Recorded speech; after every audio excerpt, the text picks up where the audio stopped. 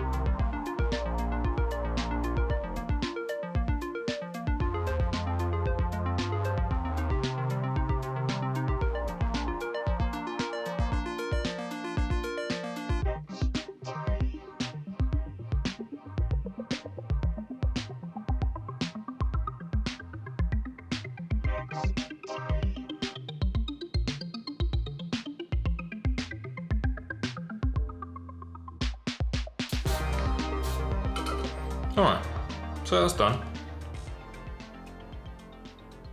That's 44 minutes. I'll let my camera cool down, and then I'll do the other side. Alright, so one joystick is removed. Now we just have the other one.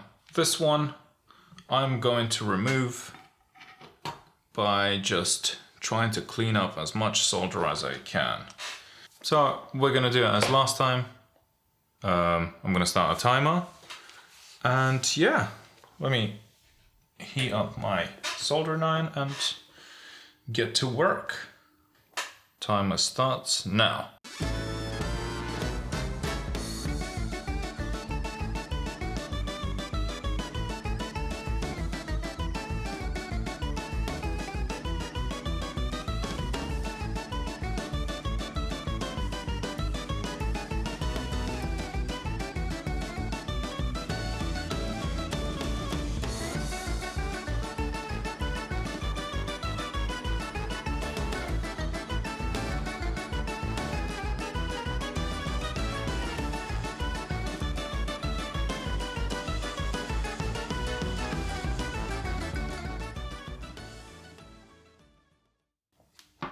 Time is still going. It's 44 minutes.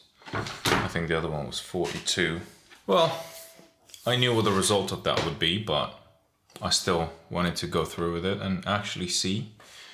So yeah, I think it's clear enough why I cut the joysticks off. If you don't plan on using them, which I don't know who in their right mind would anyway, there's no point in leaving them intact. Makes everything way easier, and if it wasn't for that stubborn pin that I could probably have fixed with just a bit more flux, I'd have probably finished this like in half the time that it took me, because cumulatively everything took about 2 hours, and I still have to solder the new joysticks on. So, but anyway, if you like this video, then subscribe, like, all that good stuff, and stay tuned for next week when I'm gonna upload something else, which I don't know what exactly, but we'll see. Yeah, that's it. Bye.